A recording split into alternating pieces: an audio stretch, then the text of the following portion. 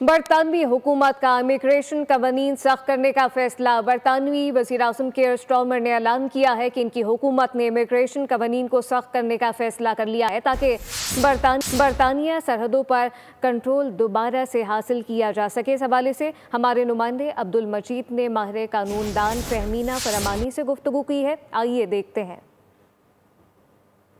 जो है बरतानिया के उन्होंने कुछ इमिग्रेशन रूल में तब्दीली का ऐलान किया है और मैं इस वक्त मौजूद यहाँ सेंट्रल लंदन में और हमारे साथ मौजूद हैं फहमीना फरानी साहिबा। तो मैम बताइएगा कि क्या ये आज चेंजिंग जो हैं वो आई हैं और किस तरह से ये पाकिस्तानी जो नए आने वाले हैं उन पर इफेक्ट करेगी? जी, चेंजेस जो हैं वो तकरीबन 6-7 पॉइंट्स हैं जो मैं वेरी क्विकली कवर करने की कोशिश करूँगी। इनका जो मेन मकसद है वो ये है कि माइग्रेशन की जो तादाद है, जो माइग्रेंट्स हैं, उनको कम से कम करना है।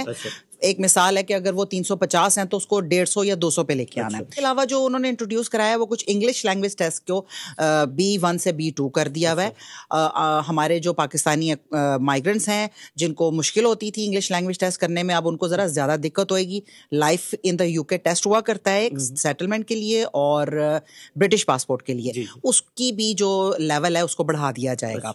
इसके अलावा एक यहाँ पर रूट होता है ग्रेजुएट रूट। जो लोग पोस्ट ग्रेजुएट करके इस रूट पर आते हैं, ये पहले 2 साल का होता था, अब उन्होंने उसमें से 6 महीने निकाल दिए हैं। उससे उनको काफी फर्क पड़ सकता है। अच्छा मैम, ये भी बताइएगा कि इस जो नई स्कीम है इससे कोई किसी को फायदा भी है या नुकसान ही है? नहीं, बिल्कुल फायदा है। ये चाइल्ड फ्रेंडली है काफी ज्यादा।